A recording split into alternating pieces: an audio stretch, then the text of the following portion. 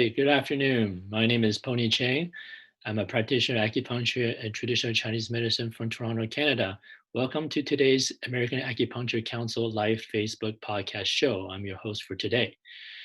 Since this video is taking place on the week of Valentine's Day, I thought I would do something fun and present something that is heart related or heart meridian related. So let's get started with today's presentation.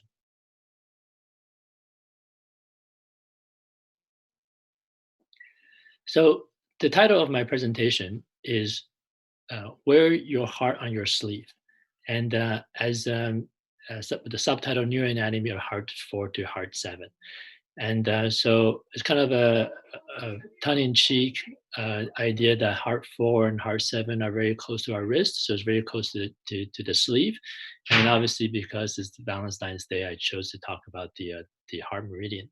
Uh, um, the the painting you're looking at is the painting uh, um, that was done in the year 1900, and it was painted by artist named Edmund Layton. And it is, as you can see, a princess or a fair lady tying a scarf or handkerchief to the sleeve, okay, or the arm of a knight.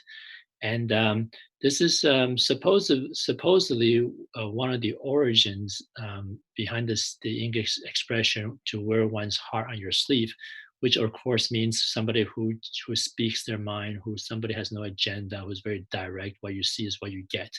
And here, this knight, by wearing the sleeve from the princess, means that he is fighting for the prince's honor, and therefore he is identified as being vouching or speaking or defending the lady picture here in the painting.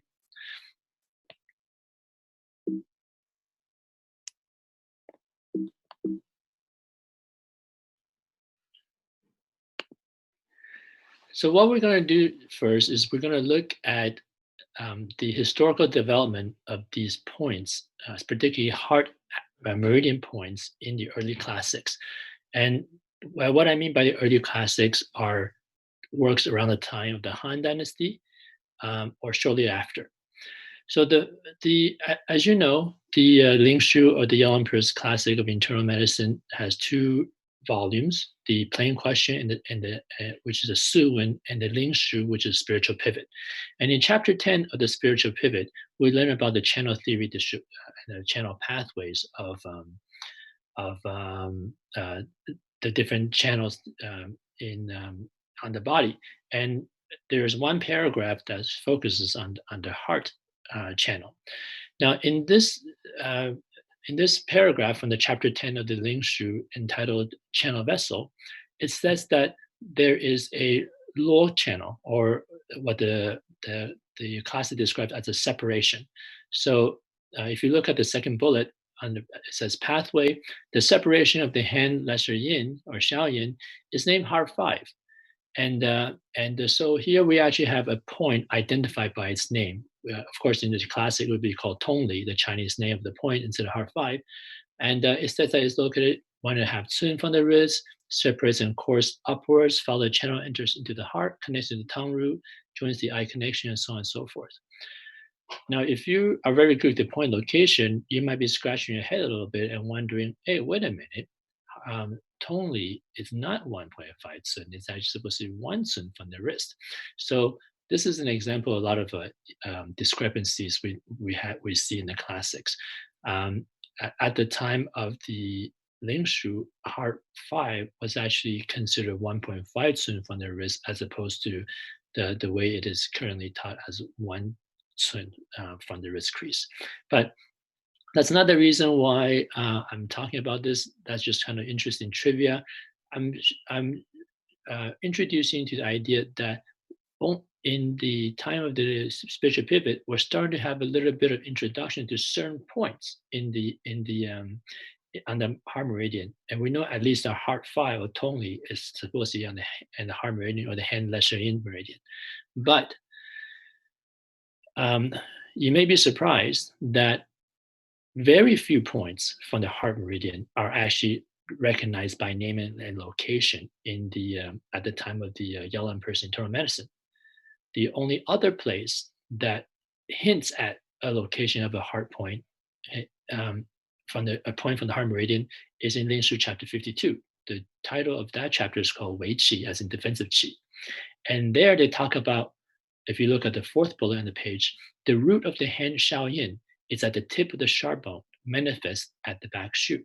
So here they talk about the hand Shaoyin, which is the heart meridian, and that the root of this meridian is at the tip of the sharp bone.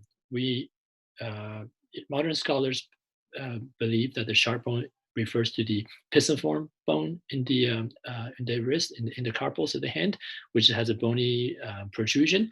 And what I want you to notice is that they located this point at where we would consider heart 7, but there's no mention of Shen Men, or the name for Chinese name for heart 7 itself. Okay? And so what that means is that at the time of the Neijing, we only have one point for the heart meridian mentioned by name and location, which happened to even be in disagreement with what is taught later on. And even heart 7 or Shenmen simply just described by location, and this name's not mentioned at all. So that's only 2 out of the 9 points in the heart meridian that we have has been passed down to us today. So the other 7 points are not even mentioned by name or location. They don't actually appear in the knowledge of Chinese medicine textual history until, if you look at the last final bullet, in the Jiayi Jing, the systematic classic of Acumoxibustion, which is published around the 3rd century. That's when I put down 8 points because heart 7 wasn't actually mentioned by name. So if you want to, this is why systematic classic or Jiaijin is considered the first complete acupuncture manual. There are points that are not described in at the time of the Yellow Emperor. So this nice little um, zoomed in view of the points along the wrist in the center of the photo is, as you can see, heart 4, 5, 6, 7 closely juxtaposed to each other. In fact, heart 7 is right on the crease line. Heart 6 said to be half a cun from the crease line. Heart 5 is 1 cun from the crease line, and heart 4 is 1.5 cun from the crease line. And we just saw that even that is disputed, because back in the chapter 10 of the Ling Shu, they actually say heart 5 is 1.5 cun, which is where we look at heart 4 today. So the reason why I decided to talk about the heart meridian points in the wrist, obviously kind of tongue-in-cheek play on words about one wears the heart on one sleeve and happens to be Valentine's Day. But this I love examples like this because it really highlights for us the specificity and the lack of redundancy that goes behind how ancient acupuncturists, and who I like to call ancient acuanatomists, pass on these points.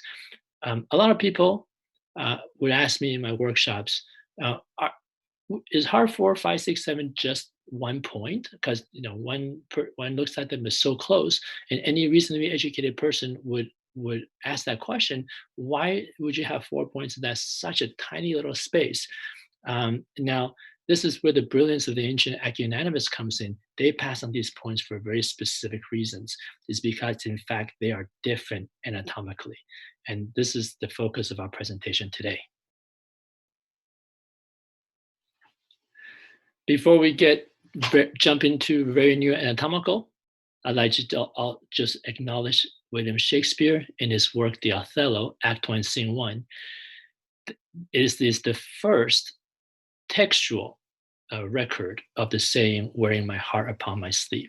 So there's a character in the play, Othello's play, who says that when my outward action doth demonstrates the native act of figure of my heart, in compliment extern, 'tis not long, but I will wear my heart upon my sleeve. For das to peka. Das are apparently some kind of ravens.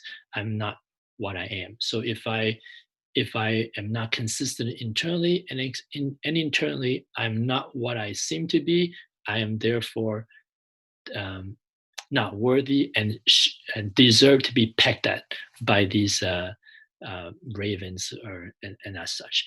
So just in case uh, um, you were wondering what the expression means, okay, and I like to share these kind of food for thought information. It gives a little bit more context and also helps give us some association when we think about these points. Now we're going to jump into the real anatomical, and this diagram here comes from Gray's Anatomy, and I would like you to note that there's two red boxes here. On the very top of the page is the ulnar nerve box, and then in the lower box, if you read closely, there's actually two different branches here. One says superficial branch of ulnar nerve, the other one says the deep branch of the ulnar nerve. So um, uh, what I would like you to appreciate is that the deep branch of the ulnar nerve, okay, if you follow the deep branch of the ulnar nerve, you can see that it kind of plunges into the thenar muscles, and then it actually kicks across towards the left side of the slide.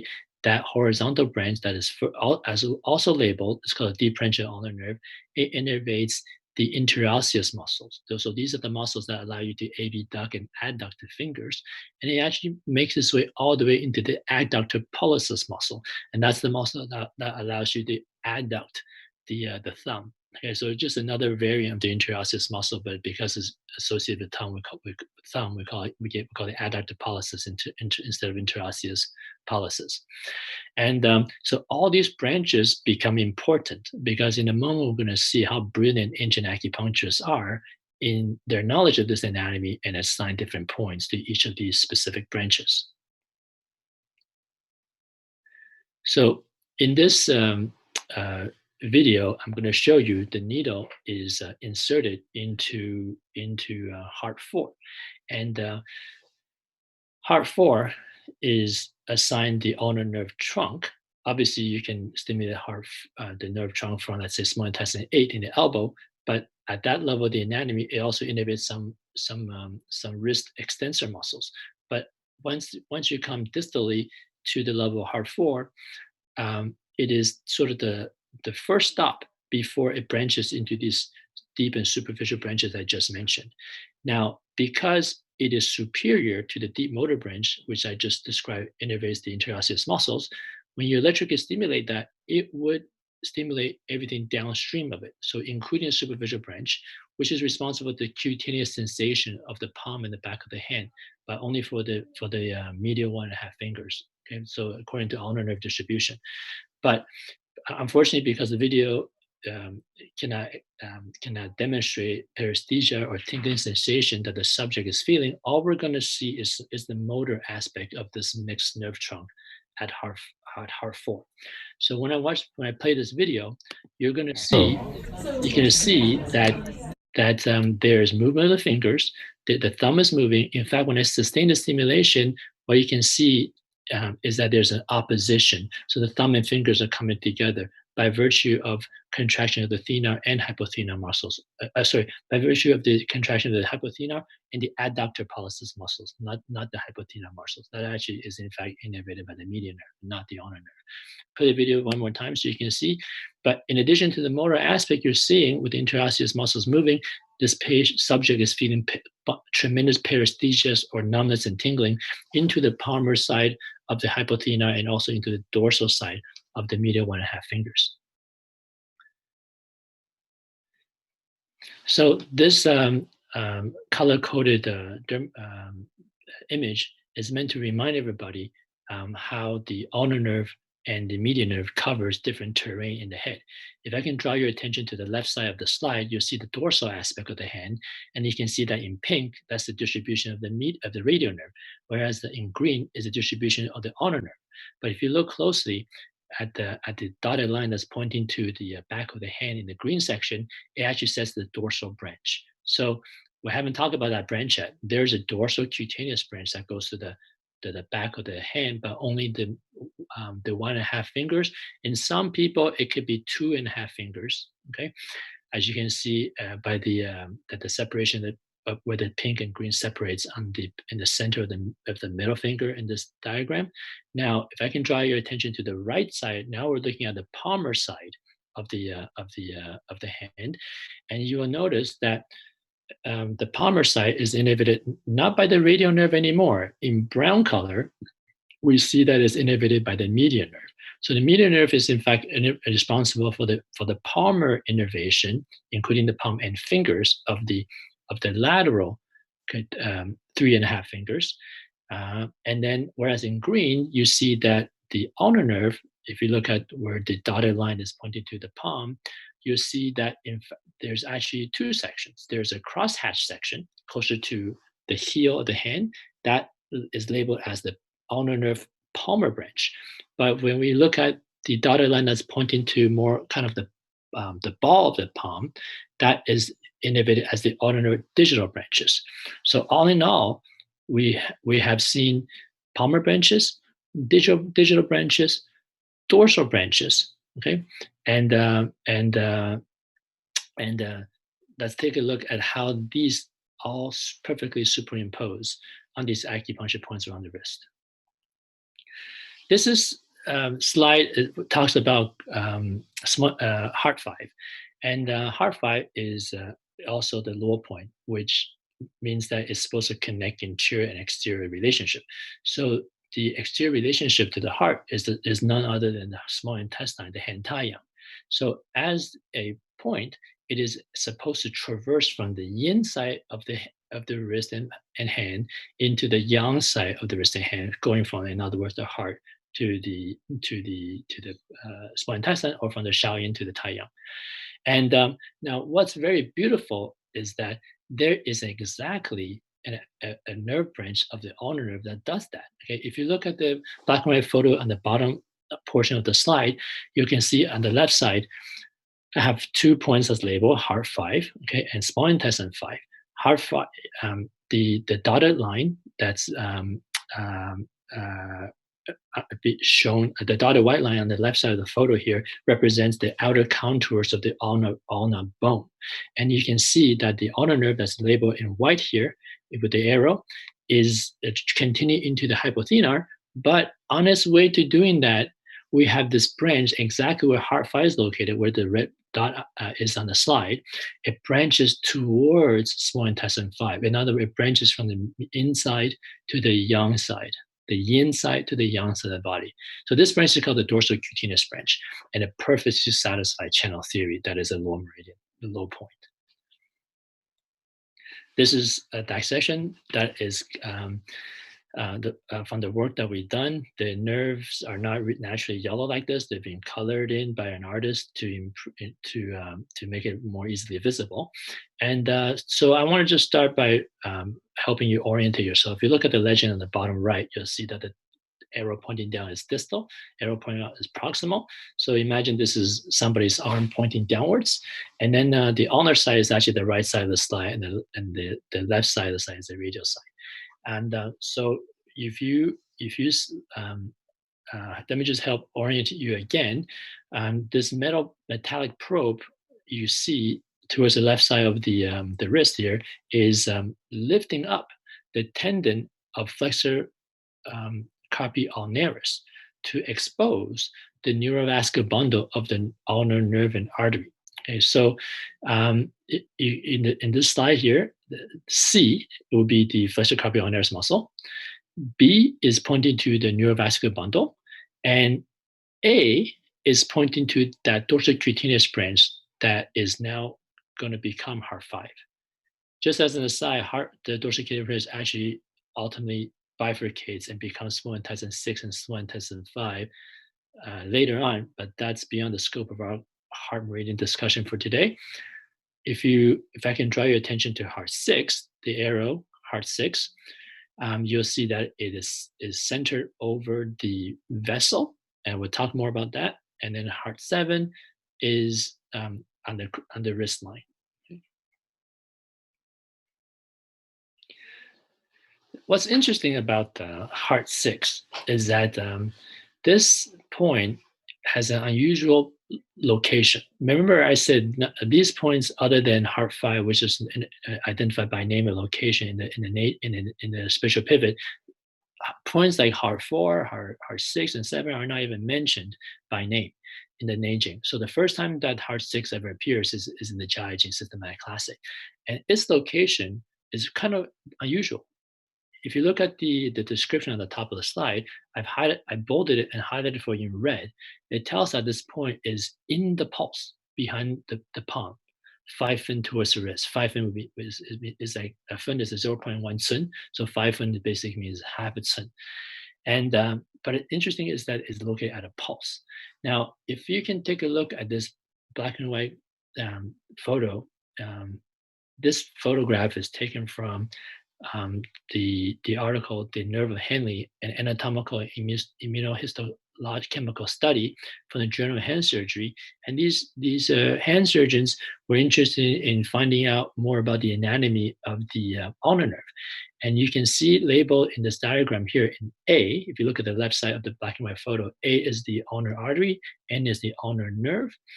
But you'll see that there's a star labeled. That star, see how it trifurcates towards the right side of the photo? That's actually the branch that goes to the palm.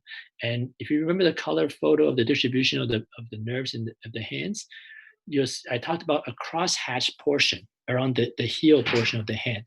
That's in fact where those 3 branches towards the right side goes to. That's called the palmar branch. But notice that there are asterisks in addition to the star in this photo, and notice how those small branches that are labeled by the asterisks are actually intimately touching the ulnar artery itself. So the significance of this is that the ulnar nerve gives innervations to the ulnar artery. What kind of innervations? Sympathetic innervations, a type of autonomic innervation that controls the smooth muscles of the ulnar artery to control its vasoconstriction. And that the systematic classic would mention that this point is in the pulse is telling us that they are more concerned about stimulation of the rich autonomic fibers associated with the artery. Now, it is of no coincidence then that we have learned through empirical experience and knowledge passed down by our mentors that Heart-6 is one of the most important points to regulate sweating inside the body, together with kidney 7. And why would that be? Because these points are intimately related, associated with the vessels. And by stimulating the vessel, you are stimulating the sympathetic aspect of the nervous system, and sweating is indeed a part of our physiology that is controlled by the sympathetic nervous system. Isn't that very interesting how the function and anatomy and the historical point locations all perfectly intersect? The last point is Heart-7. And so if you look at the color photo on the bottom of the slide here, you'll see Heart-7 clearly labeled. But if you just look a little bit to the right of where Heart-7 is located, you'll see that there are 3 branches, right? So the letter C is pointing to 2 branches. That corresponds to the digital branches of on the palmar side of the ring and the pinky finger. And then there's that branch B. That B branch is actually a deep motor branch, the one that actually innervates the anterior osseous muscles. We saw how stimulation of the nerve trunk, the mixed nerve trunk, which contains a sensory and motor aspect, will activate the anterior osseous and adductor pollicis muscles. So the significance of Heart-7, my apologies, is that it is the beginning of the superficial branches of the ulnar nerve. And so I hope you can see that every single location differs slightly in terms of what nerve has already left the main trunk, so that there is very, very high degree of specificity in the rationale behind why these points are passed down individually and so close to each other. So I'd just like to finish by giving you a little bit of clinical applications. Anatomy is interesting and exciting, but at the end of the day, that information is to give us more intention, clarity, and specificity in our needling. And so we want to talk about how that can be used in a day-to-day situation. If you are familiar with the type of nerve entrapment called Guyon's canal entrapment, if you look at the picture on the bottom right, it's also called a handlebar entrapment. It's very common in cyclists that might press the weight of their entire upper body onto the heel of their hand. And as you can see from the red little lightning symbols, that's where the pressure and people can feel a nervy electrical sensation. And so if you have some understanding of um, uh, the I can diagnose this type of entrapment. One way for you to de-irritate and improve neural conductance, restore proper neural conductance back into these nerves because it was impeded by pressure. You can needle points like heart 7, points like heart 4, and apply electricity to help um, de-irritate this nerve that has been impinged. One situation I often use the heart 4.4 is actually for for restoration of fine motor function. This can happen in patients who have multiple sclerosis. This can happen in patients who have suffered stroke, and they lose the ability to do fine opposition movements. And I have found that electrical stimulation of the mixed nerve trunk allows rest, reactivation of the interosseous muscles and the adductor muscles and hypothenar muscles, so that patients can increase their motor control or motor activation of these muscles, so that when they do occupational therapy exercises or hand specific fine motor exercises or games, they're going to get more out of those exercises because now the nervous system is firing at its optimal efficiency. Um, Heart 5, called its name is called Poney, which translates as penetrating interior. It's traditionally associated with the treatment of aphasia because, as you know, the heart orifice is the tongue, and the channel theory pathway tells us the Heart 5 has some control and dominance on the heart. But because these points are so close, heart 4 to 7, how do you know you actually stimulate heart 5? What if you stimulate heart 7 instead, right? So heart 7 stimulation would feel like pump numbness and paresthesia in the pinky and in the ring finger and the palmar side. But whereas heart 5, dirty sensation or paresthesia ought to feel like numbness and sensation on the dorsal side because of the dorsal cutaneous branch that covers that territory. So if you really want to use this point to benefit aphasia and tongue and speech and so forth, or to just open the lower vessel, the proper digitization needs to be paresthesia numbness on the dorsal part of the hand as opposed to the palmar side of the hand. Finally, heart 7 is called Shenmen or spirit gate, is associated with calming the nervous system. And we already talked about how things like points like heart 6, because of close association to the vessel, is very rich in autonomic fibers. We saw that we can conceptualize how that can have effect on sweating, which is a pseudomotor response regulated by the autonomic nervous system. But similarly, heart 7 being able to calm the Shen, help insomnia, means that by regulating the autonomic nervous system, it somehow puts the body into a parasympathetic state to improve various type of autonomic dysfunctions. I want to finish up with this last slide as an example of how to use this for a neuro rehab situation. So what you're about to see is a patient who has multiple sclerosis. By the time she saw me in the clinic, it's been about 4 or 5 years. She's developing a lot of spasticity. She has a drop foot happening, and upon physical examination, we noticed that she was losing fine motor dexterity of her hand. So the top video that I will play will demonstrate to you that she's being instructed to open and close her fingers. The affected side is her right side, and then she's instructed to open and close her fingers. Then she's going to be instructed to open abduct and adduct her fingers. And you can notice that there's some contraction in the index and middle finger. That's her attempt to abduct. And look at how well the left side works. The right side cannot abduct at all. And now she's shaking out her hand because she's a little bit embarrassed. Okay, so I'll just play that one more time so you can just compare for yourself. I'll stop talking how there's not much abduction and adduction of the fingers, whereas the left hand side is completely normal.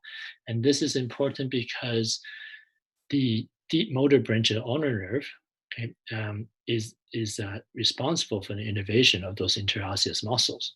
And so what I did is I put needle HT-4, apply electrical current, and because HT-4 is the mixed nerve trunk, it will get everything downstream. You'll get the sensation on the palmar side, on the dorsal side.